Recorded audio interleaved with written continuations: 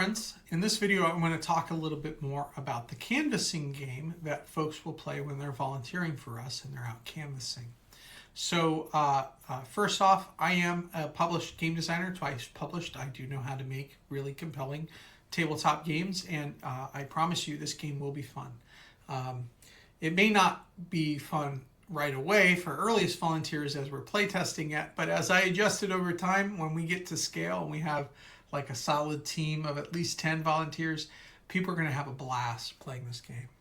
So the important thing to keep in mind about my campaign, with me being a game designer and a software developer of 20 years, is that I love fun.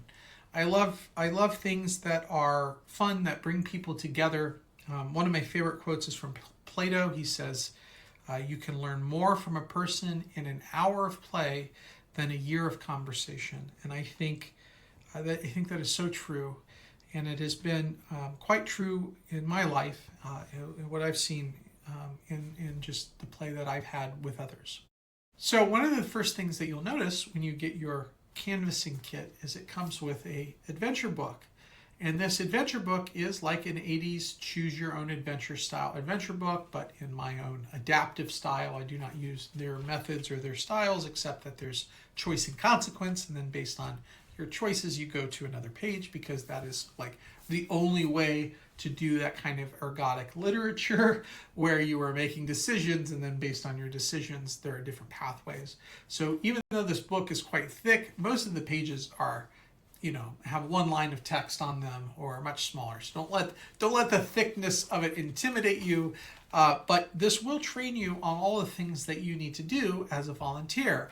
And as you go through it, and as you learn and master different things and complete different challenges, you're going to collect stickers. And so those stickers look like this. We'll send in either individual stickers or a sticker sheet. I don't know yet.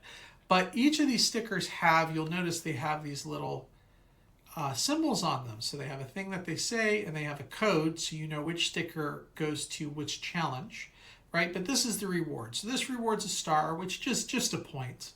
But this one up here, this rewards a speech bubble. And that speech bubble is your ministry.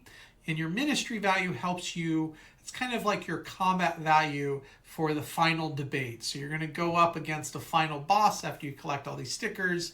And then if you beat the final boss, you'll get tons of points.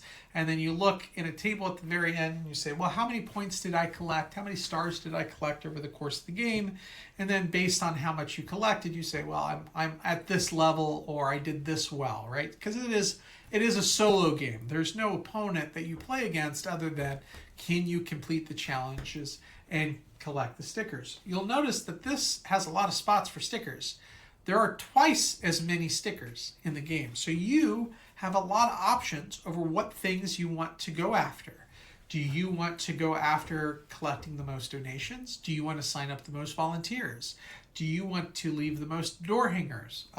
Do you want to master all of the pathways in the script, right? All of those things give you different stars, different abilities, and things that you can do in the final boss battle. So what's the final boss battle? Well, it's the final debate. It's the trail boss. So we're on the campaign trail, right? So at the very end, you'll have this little trail boss encounter card that reminds you how the trail boss works. And then on the very back of this card is also your lookup to see how well you did in the game. And then you go up against the boss. Well, what are the bosses? Well, there's 5 different bosses. We've got Brandon Lesko. Brandon Lesko is secretly a Democrat, but he wears a red hat. He's super easy, right? He's the easiest boss, even though he looks super mean. And remember, this is royalty-free artwork, so we're going to replace the art with new paid art. This is paid art, but we will get new paid art for our specific game. This is just placeholder for the prototype. We've got Karen Underhill, who demands to speak to the manager. She wants you to know your manager, but you're not going to let her know who your manager is, because it's just going to be your buddy. You're going to say, my buddy's my manager. Why don't you talk to him or her? You got to go up a debate against Doug Graves. Doug has been betrayed by the establishment, and he is super skeptical of what you have to say. But if you are able to swing it just write with Doug. He'll be your best friend forever, and he'll never leave his support from you if you can show that you're trustworthy. We've got Man-Child Wines. He's really tough because he's a child and he likes to whine. And well, I think you can guess who this is. and then we got my favorite, which is Maga Marge. Maga Marge. She's not bad. She's a nice person. She's just been misled by a great deceiver, and she's looking for somebody who can speak truth and can stand true to their beliefs. And she's the toughest one, but if we get over Maga Marge, we can get over anybody. We can attract anyone to the campaign. So that's the idea, right? We can get over their objections. Sorry, I don't mean get over them as a person. I mean overcome their objections and bring them into the tent that is our campaign. Remember, we're running for Senate, right? Senate is not a representative. It represents the whole state.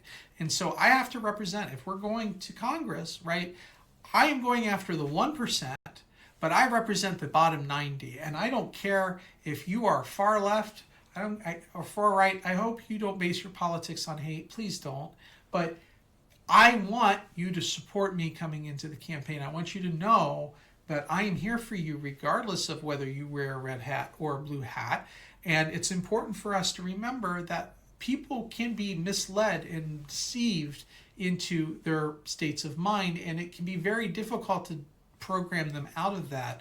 But that does not necessarily mean that they're lost, right? It means we need to go have a conversation with them, and we need to show them a different way.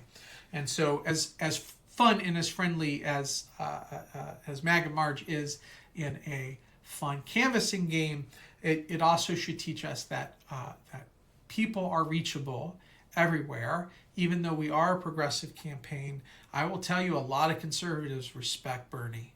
A lot of conservatives really respect him. They respect what he stands on. Even if they disagree with small bits in here and there with his politics, they like that he's going after the billionaires. And so I think we can bring those people in.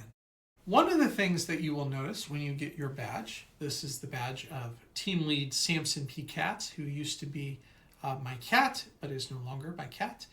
He's number 1. That's his ranking on the leaderboard, and he's gained these 3 achievement badges. This is a metagame that's going to be played across Canvas kits. So each individual Canvas kit, you will go up against a different boss, potentially. But as you canvas more and more and gain us more and more supporters and donors, you will get credit for that, and then that will show up on your badge, and it will show up in your ranking. And so there's a little bit of friendly competition here. And remember, you get credit for what your buddy does as well. So both of you get credit for each other's stuff. That's part of having a buddy. You're not in competition with your buddy ever, but you are in competition with all the other ones just for fun, just for kudos. Nobody actually wins anything other than a badge that says number 1 on it. You could keep that. So, yeah. Thank you all for joining me on this to learn more about the game, the canvassing game, how it works. And I appreciate you. God bless, to good spirit and good fortune. Take care.